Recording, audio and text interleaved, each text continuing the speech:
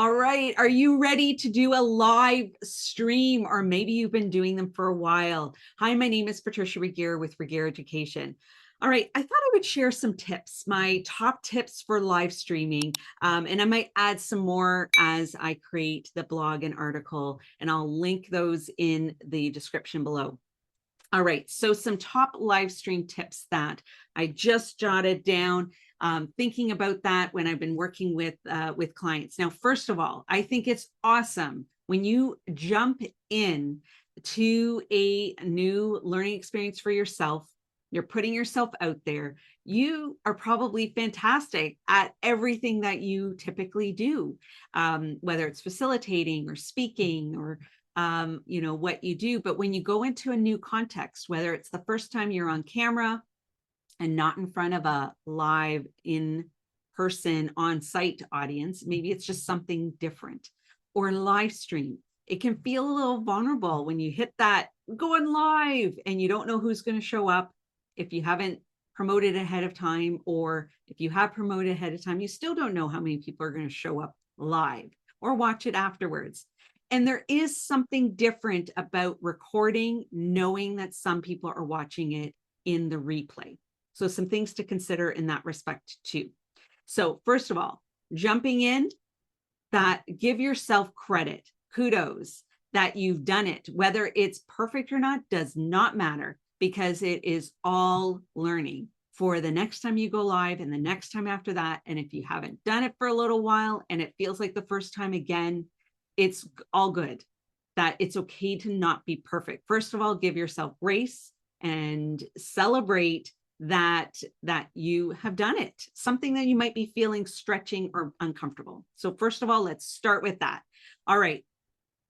Then some tips. It is best through your live stream platform, whatever it is that you're using, whether it's Restream or Melon or StreamYard or another one, or through Zoom or OBS, whatever you're using.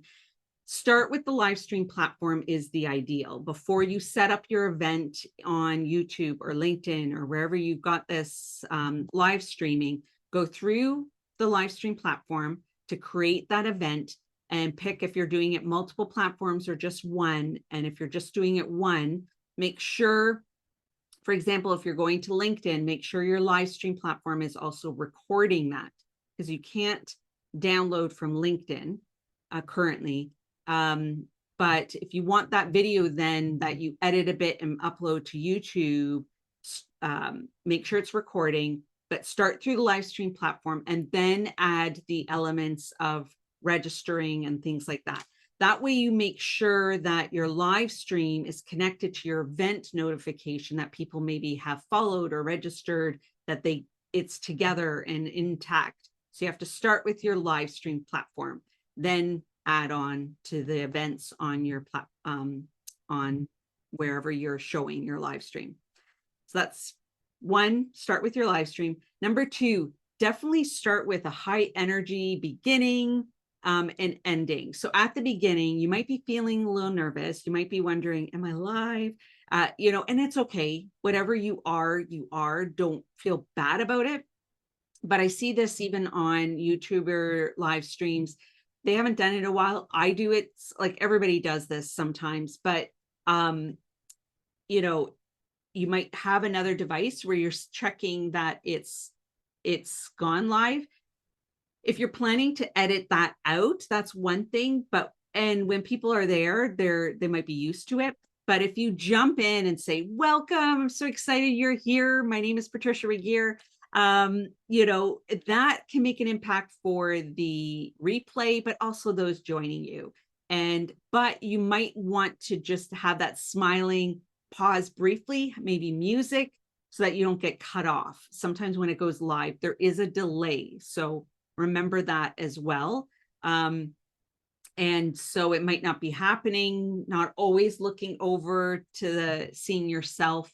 If you have another device, turn off that sound from that other device. These tips are just pouring out. Links with QR codes that some platforms you can pop up a QR code, be ready. I use my Stream Deck to have ready the buttons where I can put in the chat a link if I need that. And if you are starting out where you're live streamed somewhere else and you had an event and they're not connected, then just be ready on there to put the link to the live streams, even if it's just after the fact. So working with a team can help with some of those details. So you can just focus on people watching and the content and your energy and smiling, looking directly into the camera as much as possible can really impact how people feel on the other end. So the links, the codes, the messages, asking for questions in the chat, you can have a ticker going on at the bottom. And so having a team to help with some of those things can help, someone that drops those things in. As I mentioned already, acknowledge the questions and comments live in real time in the chat. Either you're saying, oh, I see I've got a comment, I'll come right back to that, or right away and say the name if you can. That is great. That's really building that engagement. Give me, you know, a like, a clap if you're on LinkedIn. There's different emojis there, or there's emoji options in the live chat in YouTube as well. So in LinkedIn, the live chat stays, and when people are watching it, they're seeing that pop up. In YouTube, the live chat, I think, goes away on that platform, what I've seen recently. Some of these things can change sometimes, but so keep that in mind. Whatever you put in the live chat in YouTube, you need to go back and put it in the comments underneath afterwards as well. And with YouTube, then go back in, update your description and all the other stuff behind the scenes, and a new thumbnail as well, if you weren't able to do that through your live stream platform. Every platform is a little bit different of what you can do in that respect.